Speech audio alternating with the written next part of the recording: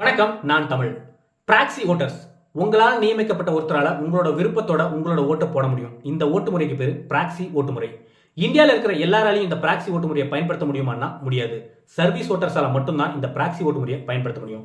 யார் இந்த service voters அப்படின்னு கேட்டா, இந்திய ஆயுதப்படையில வேலை செய்யக்கூடிய ராணுவ வீரர்கள், கடற்படை வீரர்கள், விமானப்படை வீரர்கள். இவங்க மட்டும் இல்லாம ஒரு மாநிலத்தோட ஆயுதப்படை வீரர்கள் இன்னொரு மாநிலத்தை வேலை செய்யறாங்கன்னா அவங்க இந்த பிராக்சி ஓட்டு முறையை பயன்படுத்தலாம். இவங்க மட்டும் இல்லாம இந்திய அரசு பணிக்காக வெளிநாட்டில் வேலை செய்யக்கூடிய அதிகாரிகள் இந்த பிராக்சி ஓட்டு முறையை பயன்படுத்தலாம். ஒருத்தர் பிராக்சி ஓட்டு முறையை பயன்படுத்தி வாக்களிக்க விரும்புறாருன்னா முதல்ல அவர் 13F அப்படிங்கிற ஒரு ஃபார்மை ஃபில் பண்ணணும். ஃபில் பண்ணப்பட்ட அந்த ஃபார்மை அவரோட உயர் அதிகாரி முன்னாடி சைன் பண்ணணும்.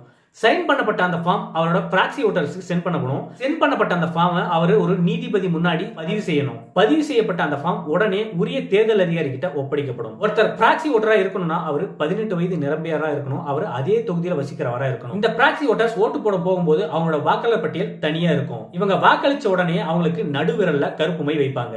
ஏன்னா அவர் ஒரு ஜெனரல் வாக்காளரா இருந்தா அவருக்கு ஆள்காட்டி விரல்ல மை வைப்பாங்க. அவர் ஒரு பிராக்சி ஓட்டர்ஸ் அப்படிங்கிறதுனால அவருக்கு நடுவிரல்ல மை வைப்பாங்க. இந்த பிராக்சி ஓட்டர்ஸ் முறை தேர்தல் ஆணையத்தால் அங்கீகரிக்கப்பட்ட ஒரு முறை. இந்த பிராக்சி ஓட்டர்ஸ் ஓட்டு போடும்போது அவங்களுக்கான வாக்காளர் பட்டியல் தனியா இருக்கும். ஓகே மக்களே, பிராக்சி ஓட்டு முறை அப்படிங்கிறது இந்த மாதிரி அரசு அதிகாரிகளுக்கும் இந்த மாதிரி ஆயுதப்படையில் இருக்கிறவங்களுக்கு மட்டும் வைக்கிறது சரிதானா, இல்ல வெளிநாட்டுல வசிக்கக்கூடியவங்களுக்கும் இந்த மாதிரி பிராக்சி ஓட்டு முறையை வைக்கலாமா அப்படிங்கறத நீங்க தான் சொல்லணும். மறக்காம கமெண்ட் சொல்லுங்க. அப்படியே நம்ம பேஜையும் ஃபாலோ பண்ணிக்கோங்க. நன்றி, வணக்கம்.